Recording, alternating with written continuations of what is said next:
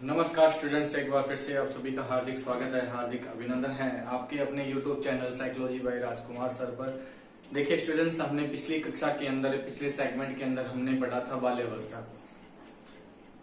बाल्यावस्था की हमने कुछ विशेषताओं पर चर्चा की थी, उसके साथ साथ हमने बाल्यावस्था के शारीरिक विकास पर चर्चा की थी। आज हम इस सेगमेंट के अंदर हम बात करेंगे बाल्यावस्था के सामाजिक विकास की, मानसिक विकास की और उसके सामूहिक विकास की बात करेंगे। तो चलते हैं दोस्तों, आज के सेगमेंट को आगे बढ़ाते हुए हम सबसे पहले हम बात करेंगे बाल्यावस्था के सामाजिक विकास की। तो हमारी अवस्था कौन सी चल रही थी? बाल्यावस्था। देखिए बाल्यावस्था के हम सामाजिक विकास की सबसे पहले बात करेंगे।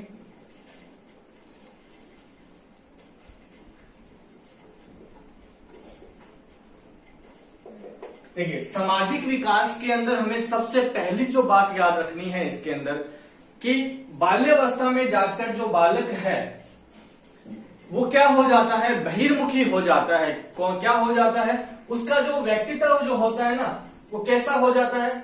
बहिर्मुखी हो जाता है। बालक का बहिर्मुखी व्यक्तित्व हो जाता है। बहिर्मुखी का तात्पर्य क्या? देखिए हमने जब शिशुअवस्था को पढ़ा था तो हमने पढ़ा था कि जो शिशुअवस्था में एक शिशु जो होता है ना, वो अंतर्मुखी होता है। अंतर्मुखी का मतलब क्या था? अंतर्मुखी का मतलब था कि एकाकीपन की भावना रहती है बच्चे के अंदर। बच्चा अकेला रहना पसंद करता है, परंतु जैसे ही वो बाल्यावस्था में प्रवेश करता है, बाल्यावस्था में प्रवेश करते ही उसके अंदर बहिर्मुखता आ जाती है। बहिर्मुखता का तात्पर्य क्या होता है? बहिर्मुखता का तात्पर्य क्या होता है? समाज के रचनात्मक कार्यों में हिस्सा लेने लग जाता है एक बालक समाज के रचनात्मक कार्यों में हिस्सा लेने लग जाता है। मतलब अर्थात हम ये कह सकते हैं कि बालक जो है उसमें सामाजिकता के गुण उसमें आ जाते हैं। बालक में सामाजिकता के गुण आ जाते हैं। तो हम अगली बात ये कह सकते हैं, सामाजिकता के गुण आ जाते हैं एक बालक के अंदर। और जब हम सामाजिक विकास को आगे बढ़ाएं तो हम ये पाते हैं कि इस अवस्था के अंदर एक बालक के अंदर संग्रहण की क्षमता जो होती है ना, वो विकसित हो जाती है। किसकी? संग्रहण की विशेषता। किसकी विशेषता? संग्रहण की।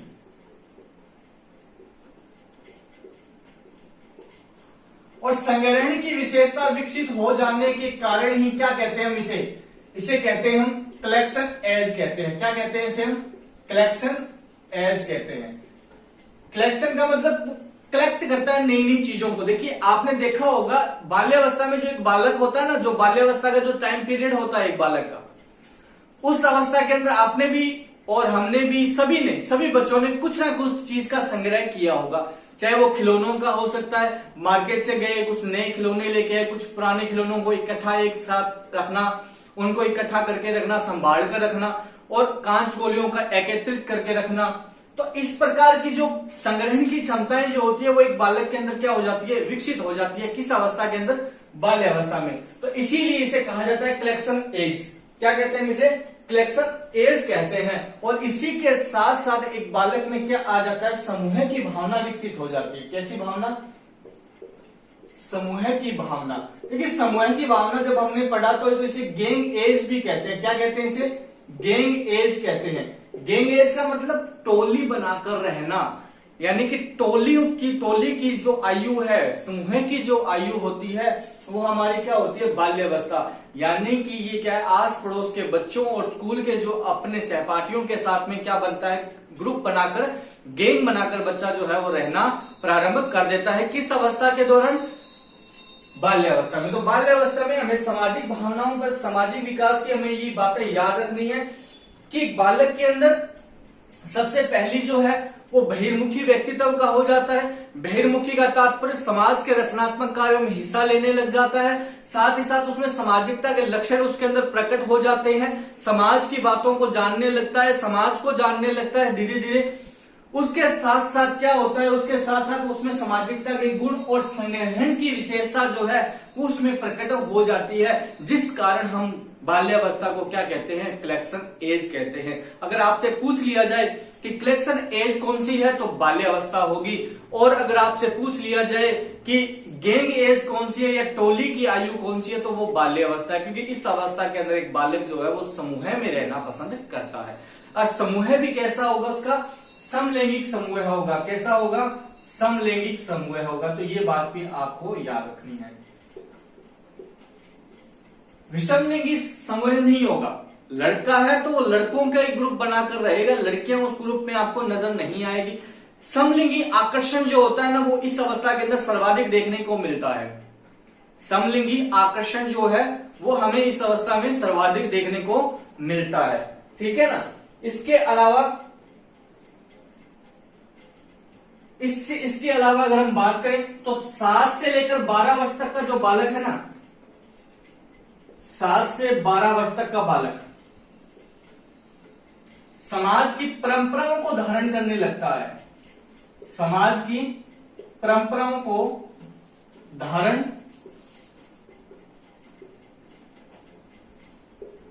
करने लगता है, यानी कि वो समाज को मानने लगता है, समाज की बातों को मानने लगता है, समाज के रूल्स मानने लगता है। किस अवस्था के अंदर, बाल्यावस्था में। उसमें नैतिकता की भावना जो होती है ना वो समाज को लेकर, समाज नैतिक कौन बनाता है, नैतिक आचरण हमें हमारा परिवार और हमारा समाज हमें नैतिकता के गुण हमारे अंदर प्रकट करता है। तो वो जो नैतिकता के गुण जो होते हैं, अनुशासन की जो भावना होती है वो इस अवस्था में हमें बालक के अंदर देखने को मिलती है। इसके साथ हम ये कह सकते हैं कि समाज के रीति रिवाजों को जानने लगता है। समाज के रीति रिवाजों, रहन सहन, इन सब के बारे में उसे क्या है, ज्ञान होने लगता है। किस अवस्था के अंदर, इस बाल्यावस्था में। खान पान, वेशभूषा, इन सब के बारे में उसे ज्ञान होने लगता है। क्योंकि इसी अवस्था के अंदर क्या होता है, इसी अवस्था में वास्तविक जो सामाजिकता के गुण है ना, वास्तविक सामाजिकता के गुण वो हमें इसी अवस्था में देखने को मिलते हैं। यानी कि वास्तविक सामाजिक विकास जो है ना हमारा, वो प्रारंभ कब होता है, बाल्यावस्था में प्रारंभ होता है। परंतु इसमें परिपक्वता जो है वो हमारी किशोरावस्था में जाकर आती है, ठीक है ना। आपसे पूछा जाए कि वास्तविक सामाजिकता का जो विकास प्रारंभ होता है ना हमारा, सामाजिकता का विकास प्रारंभ होता है तो वो बाल्यावस्था से होगा। परंतु इसमें जो परिपक्वता है ना वो कब आती है, हमारी किशोरावस्था में जाकर आती है। यहां से हम कुछ नए नए समाज के गुणों को, समाज के रीति रिवाजों, खान पान, उनकी वेशभूषा, समाज के नैतिक आचरण के बारे में जानना प्रारंभ कर देते हैं। और जानते जानते क्या हो जाता है कि किशोरावस्था में जानने के बाद में हमारे अंदर क्या परिपक्वता आ जाती है, समाज को हम संपूर्ण जान लेते हैं। समाज के अनुशासन और उसके रूल्स जो नियम है उनको हम जान लेते हैं। तो बात समझ में है इसकी। अगर बाल्यावस्था के सामाजिक विकास की अगर हम बात करें तो कुछ बातें हैं जो आपको याद रखनी है। सबसे पहली, बहिर्मुखी व्यक्तित्व, सामाजिकता के गुण, संग्रहण की क्षमता, इसे कलेक्शन एज कहते हैं। और समूह की भावना, इसे गैंग एज भी कहा जाता है। समलैंगिक समूह, वास्तविक सामाजिक विकास प्रारंभ होने की अवस्था है हमारी बाल्यावस्था। और 7 से 12 वर्ष की अवस्था में वो परंपराओं को, मतलब समाज के रीति रिवाजों, उनकी वेशभूषाओं, उनके खान पान आदि सभी नैतिक आचरण के बारे में वो जानना प्रारंभ कर देता है। किस अवस्था में, बाल्यावस्था। ठीक है जी। इसके बाद हम बात करेंगे बाल्यावस्था के सांवेगिक विकास की। देखिए, बाल्यावस्था में सांवेगिक विकास में आपको केवल एक कथन याद रखना है, जिसका कथन सबसे महत्वपूर्ण कथन माना जाता है बाल्यावस्था के सांवेगिक विकास को लेकर। और वो कथन है आपका कोलन ब्रूस का। किसका है, कोलन ब्रूस का। तो देखते हैं हम क्या कहा कोलन ब्रूस ने सांवेगिक विकास को लेकर बाल्यावस्था। तो देखिए स्टूडेंट्स, हम बात करेंगे बाल्यावस्था के सांवेगिक विकास की। किसकी बात करेंगे हम, बाल्यावस्था के सांवेगिक विकास की। देखिए, बाल्यावस्था के सांवेगिक विकास की हम बात करें तो इस अवस्था के अंदर हमें एक बात ये याद रखनी है कि इस अवस्था में जो हमारे संवेग होते हैं ना, सांवेगिक विकास का मतलब क्या होता है, संवेग से होता है। और मैंने आपको संवेग बताए थे कि क्या होता है संवेग। बाकी जब हम किशोरावस्था के सांवेगिक विकास की बात करेंगे तो हम संवेग को थोड़ा सा डिटेल से और पढ़ लेंगे, ठीक है ना। तो उसमें हम पढ़ लेंगे कि कितने प्रकार के संवेग दिए थे। तो हम देखते हैं कि जब हम पढ़ते हैं तो हमें बताया मनोविज्ञान के अंदर मैकडूगल एक ऐसा व्यक्ति था जिसने 14 प्रकार के संवेग और उनके साथ 14 ही मूल प्रवृत्तियां बताई थी। परंतु वो हम किशोरावस्था में अलग से पढ़ेंगे, अच्छे से पढ़ेंगे, ठीक है। अभी हम बात करेंगे बाल्यावस्था के सांवेगिक विकास की। तो बाल्यावस्था के सांवेगिक विकास की जब हम बात करते हैं तो हमें सबसे पहले किसके कथन को याद रखना होगा, कोल वह ब्रूस के, किसके, कोल वह ब्रूस के कथन को याद रखना है।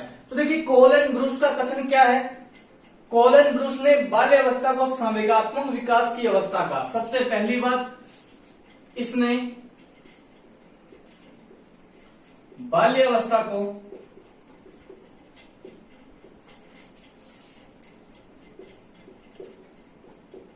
सांवेगिक विकास की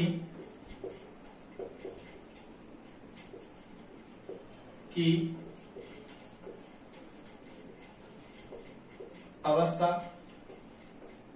कहा। तो पहली बात हमें ये याद रखनी है कि सांवेगिक विकास की अवस्था जो है वो कोल एंड ब्रूस ने कहा था, किसको, बाल्यावस्था को, ठीक है ना। इसके बाद क्यों कहा इसने,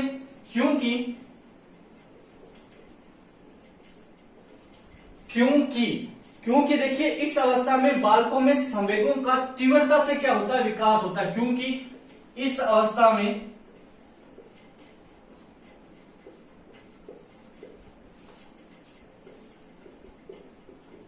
बालकों में संवेगों का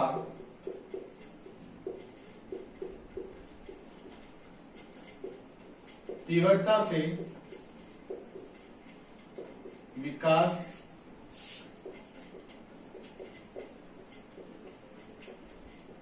होता है। क्या होता है, देखिए कोल एंड ब्रूस ने बाल्यावस्था को सांवेगिक विकास की अवस्था कहा। क्योंकि कोल एंड ब्रूस का यह मानना था कि इस अवस्था के अंदर संवेगों का हमारा क्या, संवेगों का विकास जो है वो बहुत ही ज्यादा तीव्रता से होता है। क्या होता है, तीव्रता से होता है।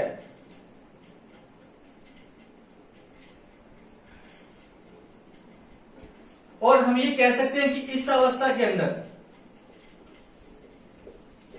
इस अवस्था में बालकों को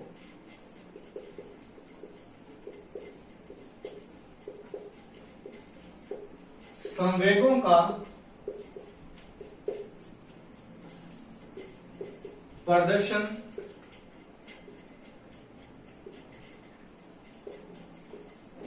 करने का अवसर मिलता है।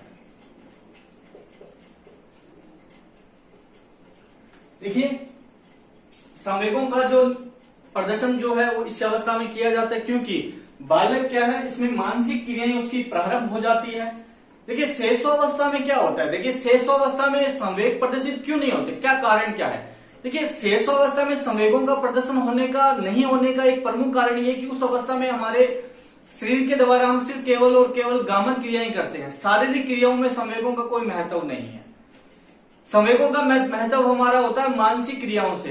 तो मानसिक क्रियाओं से संवेगों का महत्व होने के कारण बाल्यावस्था के अंदर हमारी मानसिक क्रियाएं बढ़ जाती है, मानसिक रूप से हम विकसित होने लगते हैं, जिस कारण क्या है बाल्यावस्था में हमारे संवेगों का प्रदर्शन क्या होता है, ज्यादा होता है। और इस अवस्था के अंदर संवेगों पर एक बालक का नियंत्रण भी शुरू हो जाता है। इस अवस्था में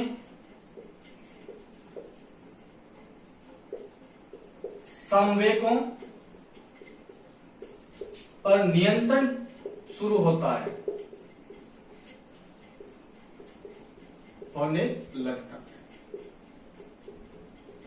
इस अवस्था में संवेगों पर नियंत्रण शुरू हो जाता है और इस अवस्था के अंदर के अंत में जाने के बाद में बालक में जो है कल्पना के गुण आ जाते हैं, कल्पना करने लगता है बालक, वास्तविकता में नहीं जीता है। देखिए शुरुआती टाइम के अंदर, शुरुआती पीरियड्स के अंदर, बाल्यावस्था के शुरुआती पीरियड्स के अंदर जो बालक है वो वास्तविकता में है, यानी कि जो उसके सामने मूर्त चिंतन के गुण है, प्रत्यक्ष किसी चीज को देखकर उसके बारे में वो कल्पना कर रहा है। परंतु इस अवस्था के अंत में जाने के बाद में, इस अवस्था के अंत में जाने के बाद एक बालक के अंदर कल्पना और भाव के गुण, किसके? कल्पना और भाव के गुण क्या हो जाते हैं? विकसित हो जाते हैं। ठीक है ना? तो ये कुछ महत्वपूर्ण बातें हैं सामूहिक विकास को लेकर, आपको याद रखनी है। सबसे पहली कि कोलन ब्रूस ने इसे सामूहिक विकास की अवस्था का क्यों कहा? क्योंकि कोलन ब्रूस का यह मानना था कि जो बाल्यावस्था होती है उसके अंदर सर्वाधिक क्या होता है? हमारे संवेगों का विकास होता है, और इस अवस्था के अंदर संवेगों का विकास होता है और संवेग प्रदर्शन सबसे ज्यादा जो होते हैं वो इस अवस्था में प्रारंभ हो जाते हैं, और उन संवेगों पर नियंत्रण भी शुरू हो जाता है एक बालक का। एक बालक का संवेगों पर नियंत्रण भी शुरू हो जाता है, और इस अवस्था के अंत में जाते जाते एक बालक में कल्पना और भावात्मक रूप से उसमें गुण आ जाते हैं। क्या? कल्पना के गुण आ जाते हैं। बालक कल्पना करने लगता है। क्या करने लगता है? कल्पना करने लगता है। ठीक है जी। तो ये था आपका सामूहिक विकास, और सामूहिक विकास के बाद हम बात करेंगे मानसिक विकास की। किसकी बात करेंगे हम? मानसिक विकास की।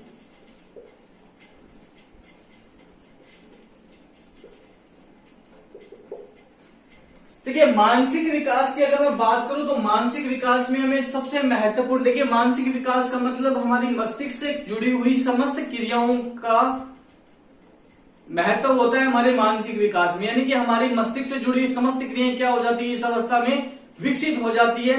मानसिक विकास, जो अगर हमारी मस्तिष्क से जुड़ी हुई समस्त क्रियाएं अगर विकसित हो रही है तो उसे हम क्या कहते हैं? मानसिक विकास कहते हैं। तो हमें इसमें सबसे पहले बात याद क्या रखनी है कि इस अवस्था के अंदर एक बालक में, देखिए इस अवस्था में बालक में 70,000 शब्द सीख लेगा। बालक इस अवस्था में 70,000 शब्द सीख लेगा। कितने? लगभग 70,000 शब्द जो है वो सीख लेता है।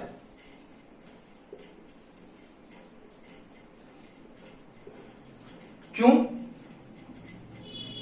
बालक स्कूल भी जा रहा है, समाज में भी जा रहा है, समाज के लोगों की बातों को सुनकर, समूह में रहकर,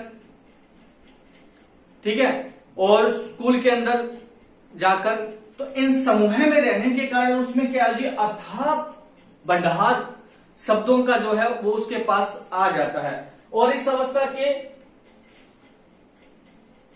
जो शब्द भंडार है इस अवस्था में अथाह हो जाता है, यानी कि 70,000 शब्द जो है वो उसके पास में संग्रहण हो जाते हैं, इकट्ठे हो जाते हैं या एकत्रित हो जाते हैं।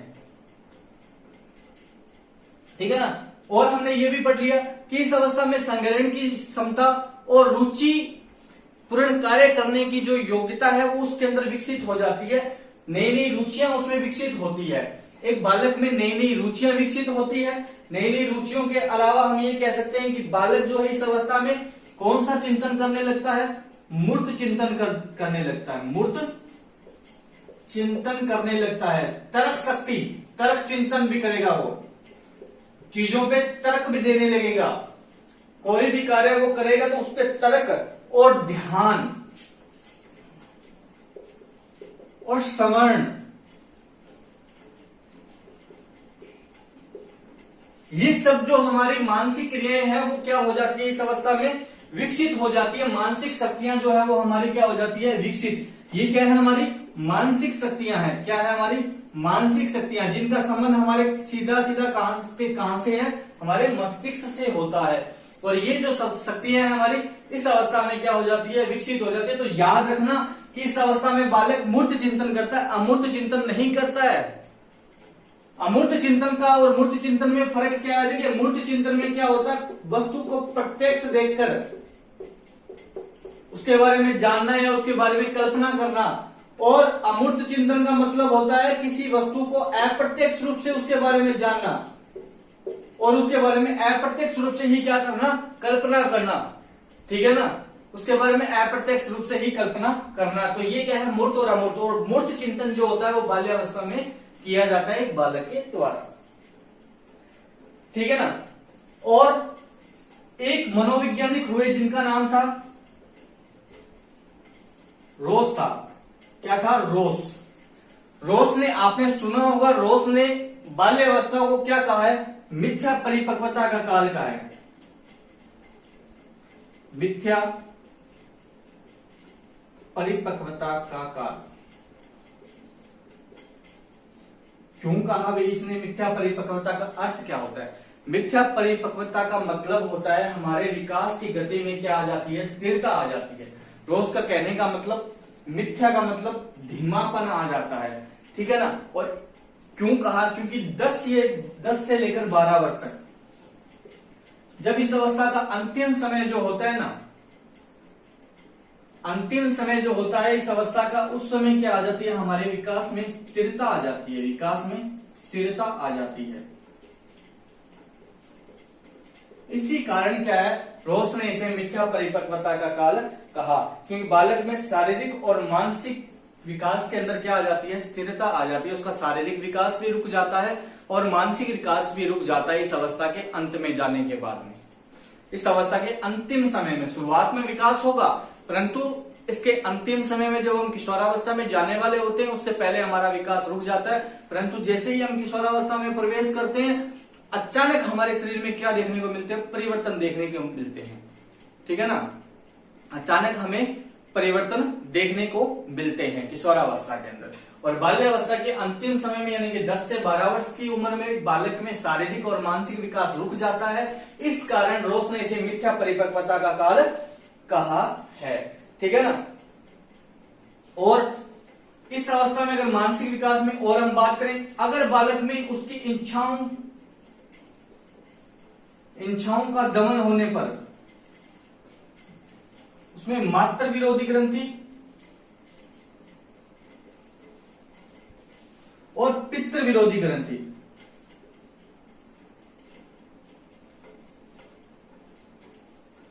क्या हो जाती है, सक्रिय हो जाती है। अगर आपने उसे कोई भी काम करने से रोका तो आपके खिलाफ भी जा सकता है, उसमें विरोध की भावना भी जागृत हो सकती है। मान लीजिए कोई बालक है, घर से बाहर जाना चाह रहा है खेलने के लिए, आपने उसको रोका। देखा होगा आप लोगों ने, आपके साथ भी ऐसा हुआ होगा। आप घर से बाहर जाना चाहते हो खेलने के लिए, मम्मी ने बोला कि धूप बहुत है मत जाओ, तो क्या हुआ, नाराज होकर विरोध करने लगे। उनका विरोध की एक भावना विकसित हो जाती है कि मम्मी तो हमें रोकती है, पापा तो हमें रोकते हैं। तो वो क्या है, वो हमारे विरोध की एक भावना होती है, वो बाल्यावस्था में सर्वाधिक देखने को मिलती है। बच्चा जो है वो विपरीत करना चाहता है, परंतु उसके पेरेंट्स जो होते हैं रोकते हैं, तो उसके अंदर क्या दमन, उसका अगर दमन हो जाए उसकी इच्छाओं का। मार्केट में गए, कोई चीज दिलाने के लिए बच्चे ने जिद की, आपने नहीं दिलाया, तो भी उसके अंदर उसकी इच्छाओं का दमन हुआ और उसमें विरोधी भावनाएं जो है वो विकसित हो सकती है अपने माता और पिता को लेकर। इसीलिए कहा जाता है कि मातृ और पितृ विरोधी ग्रंथि जो होती है ना, वो बाल्यावस्था में सक्रिय हो जाती है। कब होती है, जब उसकी इच्छाओं का दमन किया जाता है, उसकी इच्छाओं के विपरीत कोई काम किया जाता है। इस कारण उसके अंदर मातृ विरोधी और पितृ विरोधी ग्रंथि विकसित हो जाती है,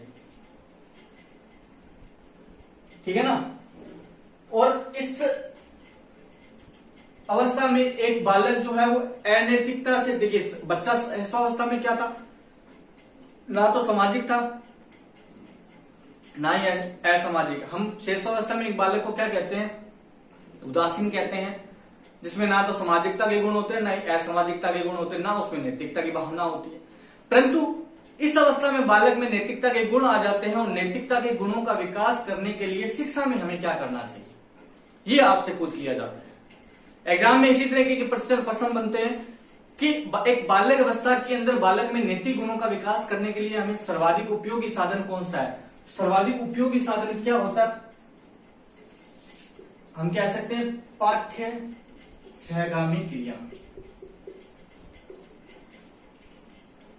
पाठ्य सहगामी क्रिया वह क्रियाएं जो पाठ्यक्रम के साथ अलग से उसमें नैतिक गुणों का विकास करने के लिए उपयोग में लाई जाती है, वह पाठ्य सहगामी क्रियाएं जो पाठ्यक्रम की सहायता के लिए होती है। क्या होती है? पाठ्यक्रम की सहायता के लिए बनाई होती है, जो पाठ्यक्रम को रोचक बनाने के लिए, एक बालक में नैतिकता के विकास को, उसमें अनुशासन की भावना को विकसित करने के लिए, अन्य गुणों का विकास करने के लिए, उसे व्यवहारिकता लाने के लिए उसमें उन क्रियाओं का यूज किया जाता है, उन क्रियाओं का उपयोग किया जाता है। और इस पाठ्य सहगामी क्रियाओं के कारण और सहगामी क्रियाओं के उपयोग से हम एक बाल्यावस्था में एक बालक को क्या है, अनुशासन उसमें पैदा कर सकते हैं, उसमें नैतिक आचरण, नैतिकता के विकास को हम बढ़ा सकते हैं।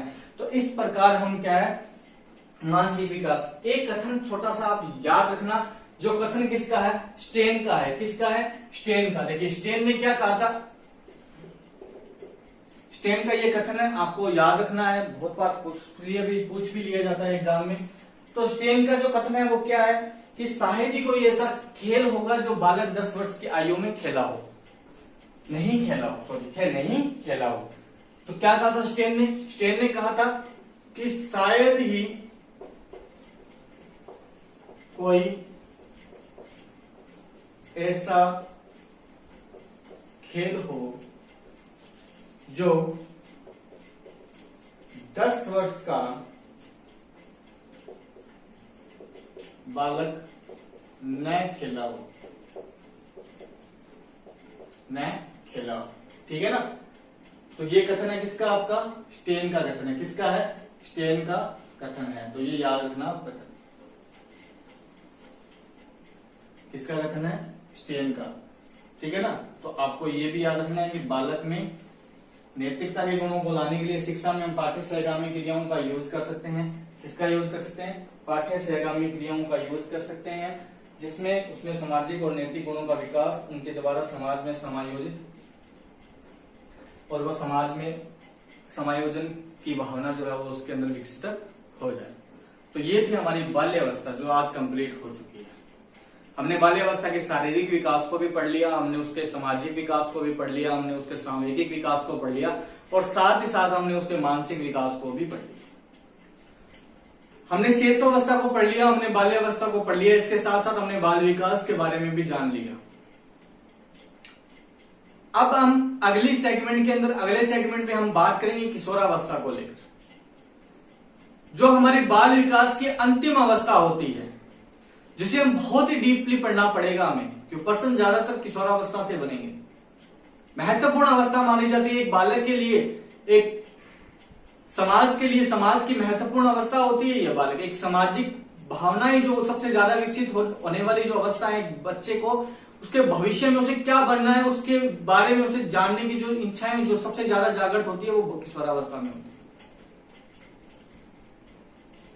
तो किशोरावस्था जो होती है वो बहुत ही महत्वपूर्ण है, जो समाज के अंदर उसका दायरा बढ़ाती है, समाज में उसकी उपयोगिता को बढ़ाती है किशोरावस्था। उसके बारे में हम चर्चा करेंगे अगले सेगमेंट में। अगर आपको ये क्लास अच्छी लगी हो तो इसको लाइक जरूर कीजिएगा, इसे शेयर कीजिए अपने दोस्तों के साथ में, अपने सगे संबंधियों के साथ में, और चैनल को अगर अब तक सब्सक्राइब नहीं किया तो चैनल को सब्सक्राइब जरूर कर लीजिएगा। और मिलते हैं हम नए टॉपिक के साथ, नए बिंदु के साथ अगले सेगमेंट में। तब तक के लिए जय हिंद, जय भारत।